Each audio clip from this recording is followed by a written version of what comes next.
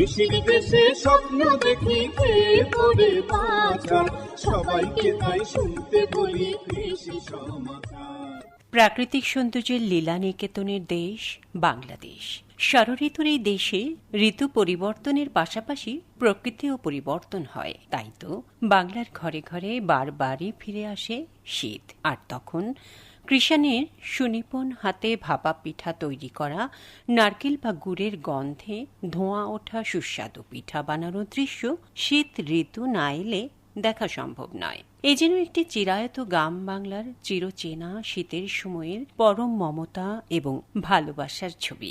বাংলাদেশের গ্রামের শীত ঋতু সত্যি এর তুলনা হয় না। কোনো দেশেই নেই এমন দেশের মতো নয়নাভিরাম অলঙ্কারে মোড়ানো প্রকৃতি ও মানুষ। প্রিয় কৃষিজীবী ভাই বোনেরা, আর কথা নয়, চলুন এবারে আমাদের মূল আয়োজনের শুরুতেই রয়েছে আমার কৃষি পর্ব। আর এ পর্বে শুনব লেবু জাতীয় ফলের আগামরা রোগ ও তার প্রতিকার, এ বিষয়ে একটি সাক্ষাৎকার।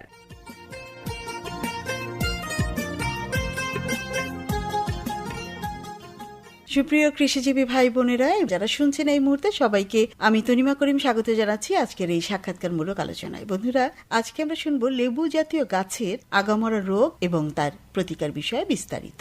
আর এই বিষয়ে আমাদের জানানোর জন্য উপস্থিত আছেন স্টুডিওতে অতিথি হিসেবে ডক্টর AKM শামীম আলম, অতিরিক্ত পরিচালক, কৃষি সম্প্রসারণ অধিদপ্তর। আপনাকে স্বাগত আমাদের এই আলোচনা অনুষ্ঠানে। জি, আপনাকেও স্বাগতম। আমরা সরাসরি প্রশ্নে চলে যাই। আমরা শুনছিলাম যে লেবু জাতীয় গাছের আগামরা রোগ, যে সমস্যাটা দেখা যায় এবং পরেও গাছ মারা যায় বা ফলনের প্রভাব পড়ে, তো এর কারণটা কি? লেবু জাতীয় গাছের আগা মরে যায় এক ধরনের রোগের আক্রমণের জন্য। এই রোগের নাম অ্যানথ্রাকনোজ বা ডাইব্যাক, যেটা ইংরেজিতে বলে, আর বাংলায় আমরা বলে থাকি আগামরা রোগ। তো লেবু জাতীয় গাছের এই রোগ এক ধরনের ছত্রাকের আক্রমণে হয়ে থাকে। আগে থেকে প্রতিরোধের ব্যবস্থা না নিলে বা আক্রমণের মাত্রা যদি বেশি হয় এবং কোনো প্রতিকারের ব্যবস্থা না নিলে ফলন কমে যায়, এমনকি গাছ মরেও যায়। হ্যাঁ, যেটা আমরা শুনছিলাম। কিন্তু প্রতিকারের জন্য আগে তো আমাদেরকে এটা চিনতে হবে বা বুঝতে হবে। তো কি লক্ষণ দেখে আমরা বুঝবো যে এই গাছটির আগামরা রোগ হয়েছে? এটা একটা ভালো প্রশ্ন করেছেন। প্রথমে গাছের পুরাতন পাতায় একটু আলাদা ধরনের একটা সবুজ রঙের দাগ পড়ে। ক্রমে এই দাগটা আস্তে আস্তে বাদামি হয়ে যায়। রোগ পাতার আগা এবং কিনারার দিকে বেশি হয়। ডালও আক্রান্ত হয়ে আগা থেকে শুরু করে নিচের দিকে ধীরে ধীরে শুকাতে থাকে।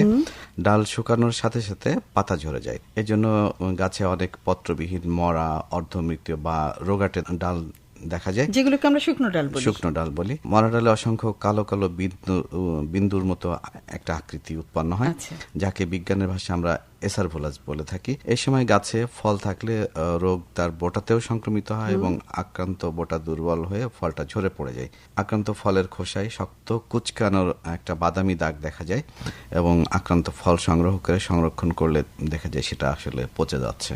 আচ্ছা, এটা আমরা তো বলছিলাম যে একটি গাছের কথা। তো অনেক ক্ষেত্রে তো অনেকে লেবু বাগান করেন। তো এক গাছে যদি এই রোগ হয় তাহলে কি এটা অন্য গাছে ছড়িয়ে পড়তে পারে? মানে সমস্ত লেবু বাগানটা কি ক্ষতিগ্রস্ত হতে পারে? হ্যাঁ, এই রোগের ছত্রাক মাটিতে এবং গাছের যে পরিত্যক্ত অংশ সেগুলোতে আসলে বেঁচে থাকে। যে কারণে বৃষ্টি পড়ার সাথে সাথে অথবা বাতাস যদি জোরে হয় তখন ওই কালো বিন্দুগুলো ফেটে, যে এটাকে বিজ্ঞানের ভাষায় যেটা কনিডিয়াম বলে বা বীজ বলা হয়, সেই বীজগুলো বের হয় এবং বৃষ্টি ছিটা এবং বাতাসের সাহায্যে এই আক্রান্ত গাছ থেকে এই রোগের বীজগুলো ছড়িয়ে পড়ে এবং অন্য গাছকে আক্রান্ত করে ফেলে। যার ফলে হয় কি, একটি গাছ থেকে আক্রান্ত হলে সমগ্র বাগানই এটা ধ্বংস হয়ে যেতে পারে। তো এটা কিভাবে প্রতিরোধ করা যায় বা আমরা কিভাবে প্রতিকার কি হতে পারে? হ্যাঁ, প্রতিকারের চেয়ে আমরা সবসময় বলি যে প্রতিরোধটা উত্তম। তো এ রোগ প্রতিরোধ করতে হলে বা প্রতিকার পেতে হলে আমাদের চারা তৈরি থেকেই সাবধানতা অবলম্বন করতে হবে। এই চারা বা কলম তৈরির ক্ষেত্রে এটাতে আমরা বলি চারা তৈরির বেড বা জমি মাটিটা শোধন করে নিতে হবে, যেখানে আমরা সাধারণত চারা তৈরি করে থাকি। অর্থাৎ নিরোগ বীজতলা যদি চারা আমরা ব্যবহার করতে পারি এবং বাগানে যে গাছের মরা ডালপালা, ফলের বোটা, রোগ বা পোকার আক্রান্ত যে ডালপালা বা ঘন যে ডালপালাগুলো থাকে সেগুলো যদি ছাঁটাই করে পরিষ্কার করে দিতে পারি তাহলে এই রোগের প্রতিরোধ অনেকাংশে হয়ে যায়। আর যদি মনে হয় যে কোনো গাছ বা ডাল আক্রান্ত হয়েছে, তবে আক্রান্ত যে অংশ সেটা ছাঁটাই করার সময় যতটুকু আক্রান্ত হয়েছে তার কিছুটা নিচের অংশ থেকেও কেটে ফেলতে হয়। অর্থাৎ সুস্থ কিছুটা অংশ কেটে ফেলতে হবে এবং সেই কাটা অংশ অংশে আমরা বর্ধ পেস্ট বলে থাকি এক ধরনের। এই বর্ধ পেস্ট তৈরি করা হয় সাধারণত তুতে আর চুন দিয়ে। যে 100 গ্রাম তুতে এবং 100 গ্রাম চুন আমরা যদি পেস্টের মতো করে তৈরি করে নিতে পারি একটু পানি দিয়ে, তো সেক্ষেত্রে এই কাটা অংশে এই পেস্টের প্রলেপ লাগিয়ে দিতে হয়। এবং গাছের নিচে যে ঝরে পড়া পাতা এবং ফল যদি থাকে সেগুলো সংগ্রহ করে পোড়ায় ফেলতে হবে। এবং গাছকে সতেজ রাখার জন্য আমাদের প্রয়োজনীয় মাটিতে সুষম সার দিতে হবে এবং শিকড়ের চারপাশে সারগুলো দিয়ে প্রয়োজন মতো পানি সেচ দিতে হবে। আপনাকে অসংখ্য ধন্যবাদ। নিশ্চয়ই এই তথ্যগুলো আমাদের কৃষিজীবী ভাই বোনদের, বিশেষ করে যারা লেবু চাষ করেন, লেবু চাষী ভাই বোন আছেন, তাদের অনেক উপকারে আসবে। জি, আপনাকেও ধন্যবাদ।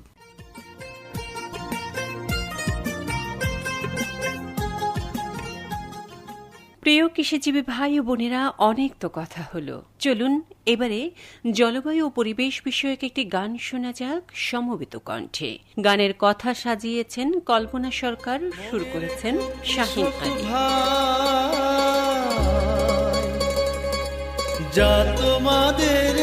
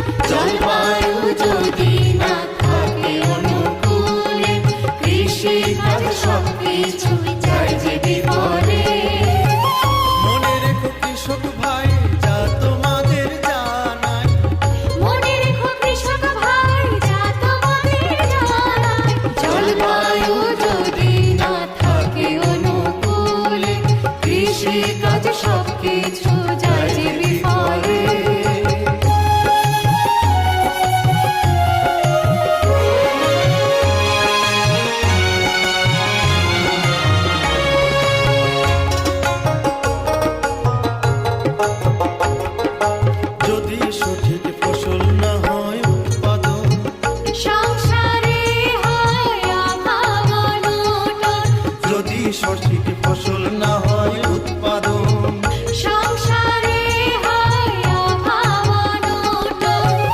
কখনো যদি সাগর উতলায়, কখনো যদি সাগর উতলায়, তলিয়ে যায়, তলিয়ে যায়, তলিয়ে যায়।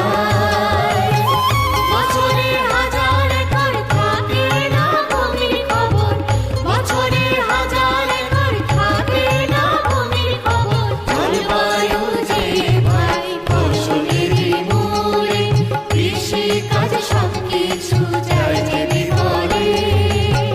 মনে রেখো কৃষক ভাই, যা তোমাদের জানাই, মনে রেখো কৃষক ভাই, যা তোমাদের জানাই। জলবায়ু যদি না থাকে অনুকূলে, কৃষিজীবী ভাই ও বোনেরা, কথা আর সুরের আবেশে এভাবে যদি আরো অনেক সময় থাকা যেত তাহলে বেশ হতো, কিন্তু ছক বাঁধা সময়ের ইশারা যে মানতেই হয়।